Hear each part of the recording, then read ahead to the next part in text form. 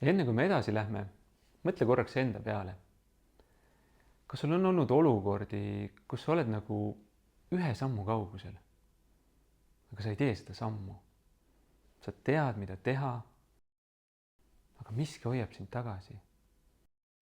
Nagu miski oleks ees, nagu mingi nähtamatu sein.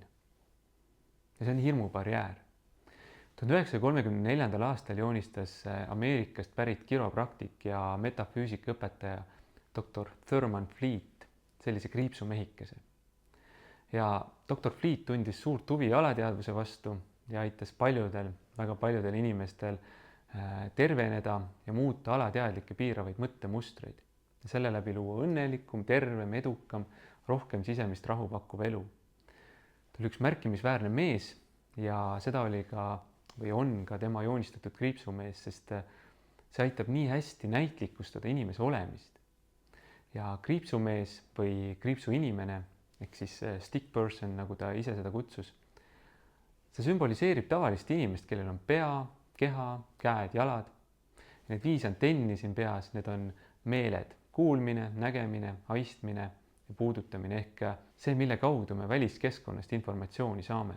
Kriipsumehikese pea on jagatud 2, üleval on teadlik meel, alumine osa sümboliseerib alateadlikku meelt. Ja siin all on keha, mis tegutseb vastavalt sellele, mida siis põhiliselt just alateadlik meel talle ütleb. Ja senikaua, kuni see mehike mõtleb neid samu mõtteid, mida ta on alati mõelnud, ta tunneb ennast samamoodi. Tema alateadvus toimib samade programmide järgi nagu alati. Ta teeb neid samu tegevusi, mida ta on alati teinud. Ja väga suure tõenäosusega ta saab ka neid samu tulemusi, kogeb samu asju, mida ta on alati kogenud. Põhimõtteliselt ta teeb seda, mida ta on alati teinud. Ta saab seda, mida ta on alati saanud. Midagi eriti ei muutu. Ja nüüd, kui tuleb väljast mingi uus info, siis see on alguses lihtsalt mõte. See võib olla lihtsalt idee, aga elu sellest ei muutu. Ta käitub ikka nii, nagu ta on alati käitunud. Elu kulgeb nii, nagu see on alati kulgenud, nagu see on siiani olnud. Okei, ma toon ühe näite. Nii on lihtsam jälgida. Oletame, et see kriipsumees on elanud mõnusalt oma üürikorteris ja korraga tuleb talle mõte päris oma kodu ostmisest. Võib-olla mõni tema sõber ostis kodu, võib-olla ta nägi reklaami, võib-olla partner rääkis, et me võiksime oma kodu osta. Vaat ei ole. Ta lihtsalt on see info, et on olemas selline võimalus. Aga midagi ei muutu. Ja ühel hetkel ta hakkab seda ideed tõsisemalt teadvustama. Ta võtab selle omaks, see idee läbib justkui mingi filtri. Ja ta on otsustanud hakata tegema samme selle suunas, et endale päris oma kodu osta.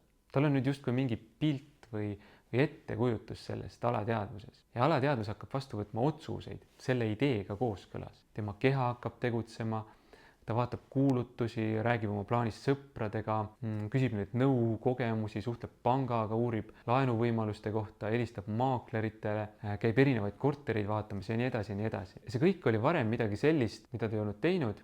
Seega see on uus ja mugavustsoonist väljas. Aga samas mitte nagu ka liiga palju väljas. Kuni ühel hetkel ta kohtub hirmubarjääriga, nagu mingi sein oleks sees, mis ei lase edasi tegutseda. Ja võib-olla on see siis, kui ta on välja valinud kodu, mida ta päriselt osta tahab, hakkab tegema broneerimislepingut või siis notari aega kokku leppima. Ja ta hakkab kartma, ta hakkab kahtlema. Kas ta ikka saab endale seda lubada? Mis juhtub siis, kui ta kaotab töö või jääb haigeks? Ei suuda laenu tagasi maksta. Tal käivad peast läbi igasugused olukorrad. Ja nüüd on küsimus, kas ta jätab kõik pooleli ja lükkab kõik plaani, oma unistuse, kas ta lükkab selle kuhugi tulevikku. Ehk siis paneb plärtsti vastu hirmubarjääri. Või ta valib olla üle oma senisest programmeeringust ja läheb sellest seinast läbi. Või siis üle, kuidas iganes sulle meeldib seda ette kujutada. Ja kui ta valib hirmud ikkagi ületada, siis nagu te näete, ta kasvab. Tema mugavustsoon on laienenud ja ta ise on arenenud. Ta tunneb rahulolu, ta saab juurde enesekindlust. Ja see ongi koht, kus elu muutub. Kuni tuleb uus hirmubarjäär. Need tulevad seni, kuni sa arened, kuni sa oma mugavustsooni laiendad. Ei ole sellist asja, et mõnel inimesel on kõik hirmubarjäärid ületatud ja rohkem teda enam mitte miski ei hirmuta, mitte kunagi. Alati on midagi, mis paneb nii-öelda jala värisema. algajal ettevõtjal võib-olla 10 000, võib-olla 100 000 eurone tehing, miljonäril miljardine tehing, miljardäril esimene helikopteripiloodi tund või turismilend kosmosesse. Keegi ei ole nii-öelda kuhugi kohale jõudnud. Ja keegi ei ole sellepärast teistest halvem või parem. Meil kõigil on oma tee, oma aeg. Täpselt nagu New York ei ole sellepärast Londonist või Melbourne'ist parem, või ka halvem, et seal algab päev hiljem. Ja kui sinu hetke hirmubarjäär on näiteks võõraste inimestega suhtlemine, siis see on täiesti okei. Sa lähed sellest läbi. Mul on olnud kliente, suured ärimehed, kelle ettevõtted on väärt miljoneid ja mingil hetkel võõrastega rääkimine on olnud nende jaoks kõige hirmutavam asi. Ma olen käinud lauljate kontsertidel, kellega ma alles pool aastat varem töötasin, et esinemishirmust üle saada. Ja kui sinu hirmubarjäär on näiteks vastassugupoolega romantiliste suhete loomine, siis ei, ma olen seal olnud. Hirmubarjäärist üle või läbiminek, see on ainus võimalus oma senist reaalsust laiendada.